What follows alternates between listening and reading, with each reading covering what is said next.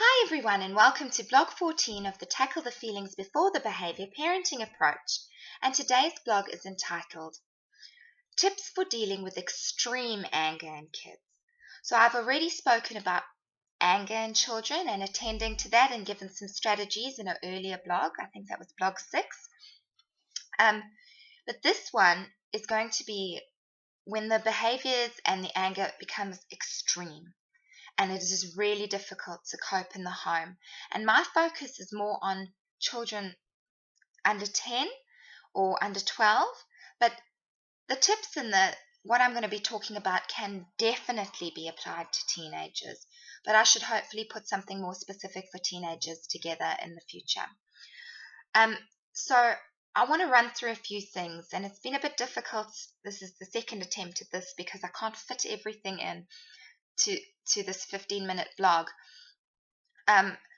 So I want to perhaps just go through the main points here and speak a bit about what I mean by extreme anger and where it sort of comes from.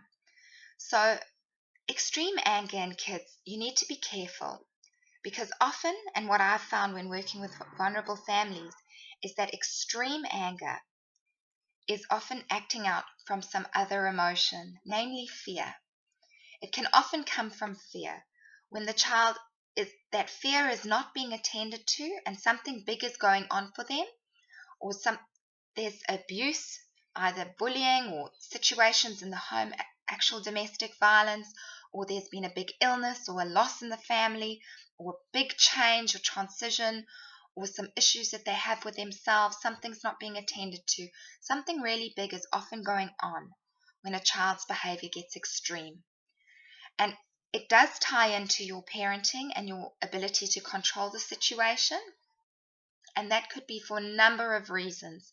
But a lot of it is to do with attending to those emotions, helping the child understand their experiences, how they feel with these experiences in the world, and feeling guided and protected and supported by the people that they are most attached to, which are usually the parents, their attachment figures, those people that are there, that fundamental bond. So extreme anger, defiance, and it could even go so far as to being quite dangerous, harming you, threatening, life-threatening things like knives and shoving, pushing, and abuse. Or it could be really just disengaging and not wanting to withdraw, extreme withdrawal, damaging property, just not being able to connect with you at all, not wanting your support, not wanting your guidance, really angry, defiant, lashing out. It's just a really difficult thing, not only to experience, the child is finding this difficult, but also to witness, to be around. It is incredibly uncomfortable. It can be quite frightening to be a parent with a child that's lashing out. And before I go on, there can be some biological reasons for this. And so whenever there's really extreme anger in the behaviors and there's nothing so concrete going on in the family for these extreme behaviors, I think the first port of call is always the doctor or pediatrician, and to get the child assessed in case there's something going on. Maybe there's a disability such as autism spectrum disorder, or a neural problem, or something going on for the child. So when in doubt, always go and check this out medically. But when there is something going on, when there is violence in the home, maybe there's bullying at school, or maybe there's just been a loss, or maybe you've moved home, problems with their friends, something going on, and there's that extreme behavior, it's your job to be the parent and guide them through this. But anger is a bit different, especially extreme anger, because when I talk about fear and disgust and all those things, often you attend to that in the moment. You'll name that feeling. I know you feel scared. I know you feel this, or it is frightening, and you'll make that okay, which you still do in anger. You can still name it, but helping them to identify it in their body and comforting them and and working through it and listening, that isn't going to work when the emotions are this heightened. It really isn't. It's probably going to escalate and exacerbate the situation. They don't want your guidance. And number one, they do not want you to try and change how they're feeling. They don't want to be dismissed, and telling them to cheer up or wind their neck in or stop that or whatever is very frustrating and creates more anger. And that's for anyone. Whenever you try and manage or try and change how somebody feels, you're going to be met with resistance, and it's going to make people more angry. Even if you're trying to change someone's fear or some other emotion, often it'll get met with anger because people need to feel how they feel. It's important to allow your child to feel what they feel, and it's important for you to build up some inner resources in yourself to be okay with being uncomfortable with how your child feels. That doesn't mean you accept these behaviors. That doesn't mean you rise to these behaviors. In fact, my message today is that exact thing. Do not meet your child's anger and heightened emotion and butt heads on their level. As an adult, you have the ability to have complex thinking. You have objectivity. You need to look at your children objectively and do what it takes to remain calm. Stop, pause, think. Take some deep breaths. You need to do what it takes to remain calm. And that often means you need separation from your child. We can continue talking about this when you have calmed down. Separation is very important. Sending them to their room until they've calmed down. Time out for the little ones, and so that it calms down. Don't react. And even in time out, that's something very important, where you put them in a boring place for a minute, 1 minute for each age of for the years of their age. So if they're 3-minute time out. So you don't react. You don't shout at them. You don't yell. You don't punish. You are calm, you don't react, and you put up your boundaries. And this models to them the appropriate behaviors. It models to them self-control, because that is what inherently, once they've calmed down and you're working with the anger and you're listening to them and talking to them, you're teaching them ways to remain in control with extreme emotions. You can't rise to them and then have this conversation about remaining in control. You've got to model that as well, which means you have got to remain in control and put your parenting cap on and never take it off. It's very difficult. I know it is extremely difficult, but you've got to manage your reactions. You've got to put some things in place for yourself so that you can manage your reactions. You've also got to look at things objectively and try to understand where this anger is coming from. You do this before you speak to your child. Understand that anger can also be an emotion that is experienced when feeling things like fear, grief. When the child is unstable and there's a real core of fear, they're going to act out. The more extreme the behavior, it's telling you something is wrong. Whatever it is that's wrong, you need to come from a baseline of when your child is acting out and extremely angry, something is wrong. And I'm not talking about those temper tantrums that happen because they want that dress and you said no. That you do need to control. And in the same way, remaining calm and all of that. But I'm talking about when it's really quite abusive. It's breaking things, it's lashing out, it's saying really hurtful things. And you need to try and not take that personally, but look at it emotionally. Look at the emotion. Really tackle the feelings first, before the behavior, before what they're doing. Make it your mission to understand what is going on for them. And pause, reflect, think about it. Take yourself away from the angry situation. Be okay with saying we'll deal with this later, when you've calmed down, and to be honest, when I've calmed down.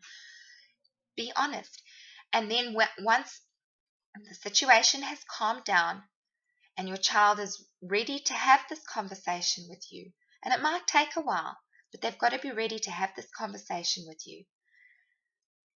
Then it's about talking to them, using I statements try to refrain, and this is with anything. This is a nice communication tip for everyone out there. When you saying you do this and you do that and you always this and this, that, and the next thing, you statements focusing on the other person, immediately you're going to be met with defensiveness and anger back. If you come at a place from yourself, I feel really frustrated when I'm trying to talk to you and I'm trying to explain why I've said no and you just walk away from me. I feel X, Y, and Z. I don't like it when you break my furniture. That what you broke there was a very important thing that Grandma gave me, and that was really upsetting to me. I felt really upset that you did that, but I understand that you're angry. And next time, this is what you do. You need to talk to me. You need to use your words. And if you can't do that, you need to go, have a walk, take yourself, whatever it is. If they're little, it's time out. We need to calm down. Are you ready to say sorry? Okay, thank you. Why are you saying sorry? And really do that. Encourage apologies. And don't get angry. Don't you get angry because they are angry, because that inherently is showing them that they shouldn't feel anger. And of course they should feel anger. And you've got to allow them to feel angry for as long as they need to feel angry. But you do have control over the situation about how they are expressing their anger. It is your job to coach them and teach them. And like I always say, that preparation work before these situations even arise, teaching them about anger, teaching them what happens to people when they hold all their anger in, teaching them about fear, about change, talking to them, keeping those dialogues open, having a really great communication relationship with your child. Refrain from thinking that there is something wrong with your child, that your child is evil, that your child is a bad seed, that you don't know. Because let me tell you, it is never just the child. No child is born evil. No child is born bad. They are reacting to something. And often, it's something that you are doing, that you are not doing. You are not attending. You are not teaching them the appropriate ways. Perhaps you are modeling to them that butting heads. Maybe they are witnessing you behave like that with your husband or your partner or your friends. Maybe they see that in you. And then it's incredibly confusing. Or perhaps they are so frightened and they want your attention and you've got so much going on that you can't provide what they are needing. And so they are using this behavior to try and show you how badly they are hurting or how badly they are frightened inside. And they're trying to model that. And so when you punish that, you are punishing them for feeling that hurt. You're punishing them for feeling afraid. So it's about, when you're having these conversations, to be willing to answer questions. If you know there's something big, you need to bring that up and attend to that.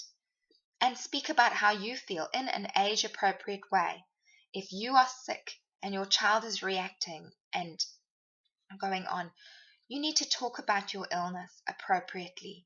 You need to reassure them what is going on, that you're going to be okay. If you're not going to be okay and something's really wrong and you don't know if you are, then you need to reassure them that you are getting help, that you go to the hospital, that there are doctors that are looking after you and doing the best they can. And if you find out anything, that you will tell them.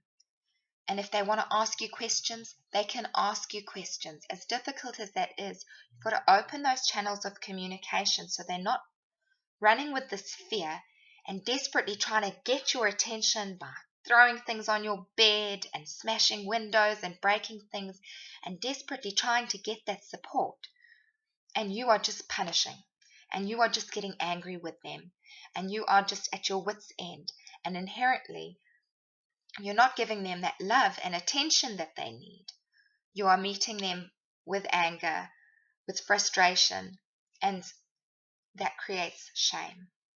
And it's going to exacerbate the problem. You need to de-escalate the situation, calm the situation down, stop and think before you react. Take the time you need before you react.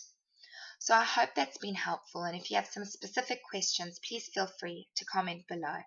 Thanks. Bye.